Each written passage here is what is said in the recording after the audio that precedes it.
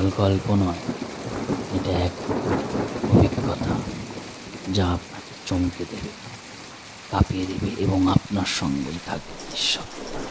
তাহলে সাহস থাকলে চলুন ভয়ের সীমানা। Hello everyone, welcome to Praise Zone. Praise জোনের দ্বিতীয় নম্বর এপিসোডে তোমাদের সকলকে স্বাগত জানাচ্ছি। যাত্রার শুরু হাওড়া স্টেশন থেকে দেবগ্রাম তীর্থ। সেই দিন হাওড়া স্টেশনে দাঁড়িয়েছিলাম আমরা দুজন, আমি আর অরণ্য। পেছনে একটা ছোট ব্যাগ, সামনে দারুণ উত্তেজনা। নতুন একটা কেস পেয়েছিলাম, একদম সদ্য নতুন। ভূতের গ্রাম দেবগ্রাম, লোকের মুখে শোনা সেখানকার হাভেলিতে একটা নারী আত্মা ঘুরে বেড়ায়, নাম নারায়ণী। অরণ্য বলছে, কিন্তু হঠাৎ একটা বয়স্ক লোক এসে দাঁড়ালো আমাদের সামনে। তার চোখে ছিল একরাশ আতঙ্ক। সে বলল, তোমরা যাচ্ছ দেবগ্রাম, ভুল করছো। ওই জায়গায় মানুষ খায়। আমরা পাত্তা দিইনি। ট্রেন ঢুকলো প্ল্যাটফর্মে, আমরা উঠে পড়লাম, কারণ আমরা কন্টেন্ট ক্রিয়েটার আর এটাই আমাদের কাজ, অজানার পিছনে দৌড়ানো। কিন্তু জানতাম না সামনে যা আসছে সেটা শুধু ভূতের গল্প না, এক নারীর প্রতিশোধের আগুন। ট্রেনে বসে আছি, জানলার পাশে আমি, ওদিকে অরণ্য বসে বাইরের অন্ধকারে তাকিয়ে। লোকজন খুব কম, পুরো কামরায় শুধু 4 জন যাত্রী। কিন্তু সবচেয়ে অদ্ভুত ছিল, সকলের মুখে যেন একটা আতঙ্কের ছায়া। হঠাৎ করেই একটা স্টেশন এলো, কিন্তু কোথাও নাম লেখা নেই। দেখলাম একজন লোক উঠল, মাথায় চাদর, মুখ ঢাকা। সে এসে ঠিক আমাদের পাশেই বসলো। আমার বুক কেমন যেন ধরফর করতে লাগলো। আমার দিকে ঝুঁকে এসে লোকটা বলল, নারায়ণীর এখনো রাগেনি, কিন্তু তোমরা গেলে রাখবে। এই বলেই সে নেমে গেল পরের এক অজানা স্টেশনে। আমরা তাকিয়ে রইলাম। ওর চোখ দুটো এখনও আমার মনে গেঁথে আছে। ট্রেন থামলো শেষমেশ। ঘড়িতে রাত প্রায় 2:30। পাশে ছিল একটা ভাঙা প্ল্যাটফর্ম, লেখা ছিল দেবগ্রাম। কোনো আলো নেই, আশপাশ নিস্তব্ধতা, শুধু ঝিঝি পোকার শব্দ।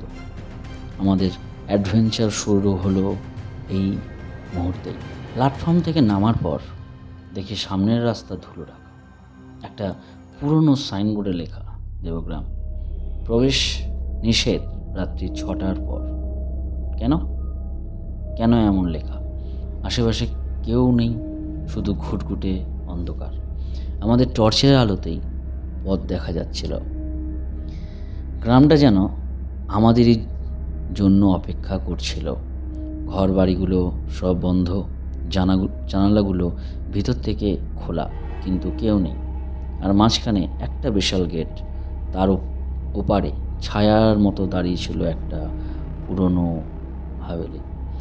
দরজাটা ঠেলে ভিতরে ঢুকতেই শরীর ঠান্ডা হয়ে গেল। ঘরের মধ্যে একরাশ ভেজা পুরনো গন্ধ, দেয়ালে ধুলো মাখা ছবি, ছাদের ফাঁক দিয়ে বাঁশি বাজার মতন আওয়াজ, আর আচমকা একটা শব্দ, খট। অরণ্য, আমরা থেমে গেলাম।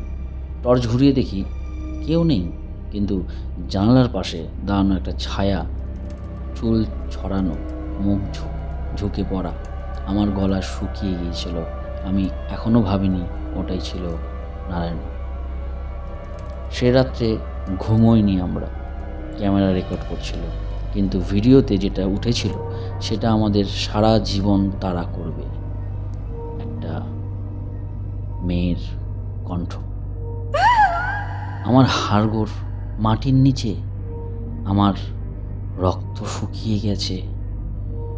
সেই মেয়েটির হালকা কণ্ঠ ভেসে আসছে।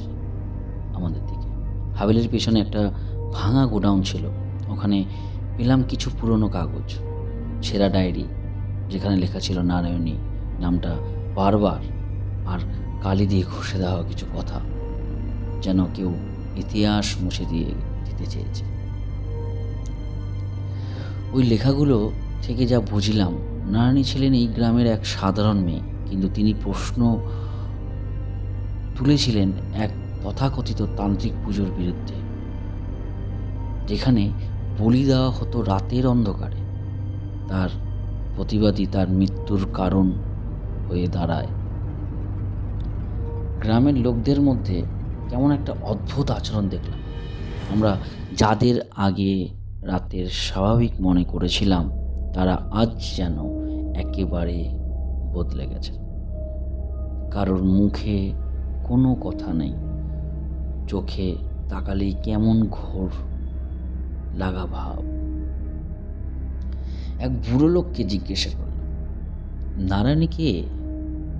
সে কাঁপা কাঁপা গলায় বলল, উনি অভিশপ্ত। উনি রাগ করলে কৃষ্ণপক্ষেও রক্ত ঝরে। আমার গায়ে কাঁটা দিয়ে উঠল। তীর্থ বলে উঠল, সেদিন দুপুরবেলা আমরা হঠাৎ হাভেলির নিচে একটা গোপন ঘর পেলাম, মাটির তলা দিয়ে একটা পথ, আর সেখানে একটা দেয়ালে লাল রঙে লেখা ছিল প্রথম বলি নারায়ণী।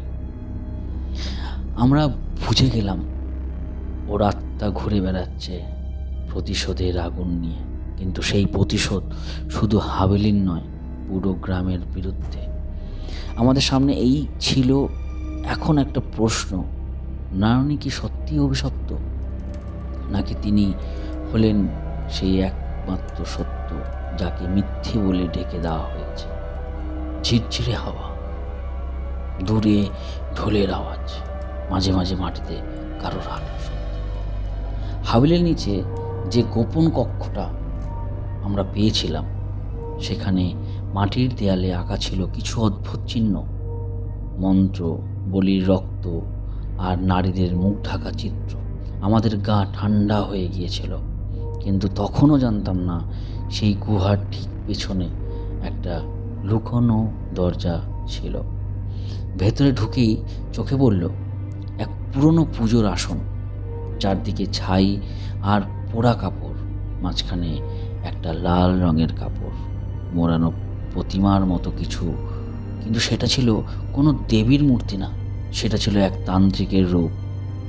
নিচে লেখা ছিল, মোক্ষ চাইলে রক্ত দাও।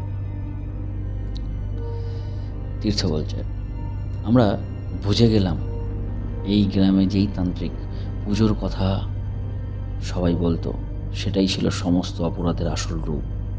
তাদের কাছে মুখ্য মানে ছিল রক্ত, আর প্রথম বলি হয়েছিল নারায়ণীর। গ্রামের এক বৃদ্ধার সঙ্গে কথা বলে আমরা নিশ্চিন্ত হই, নারায়ণীর কোনো অভিশাপ নয়, বরং তিনি ছিলেন প্রতিবাদ। সে বুড়ি কাঁদতে কাঁদতে বলেছিলেন, নারায়ণী ছিল আলোর মেয়ে, আর এই গ্রাম, এই মানুষগুলো ওকে পুড়িয়ে মেরেছে। আমাকে আমার মতন করে গল্প সাজাতে হচ্ছে, মানে এখন পর্যন্ত যে গল্পগুলো আমি তোমাদের কাছে ছেড়েছি সব কাল্পনিকই ধরতে পারো, কারণ সবই আমার কল্পনায় আসা লেখা।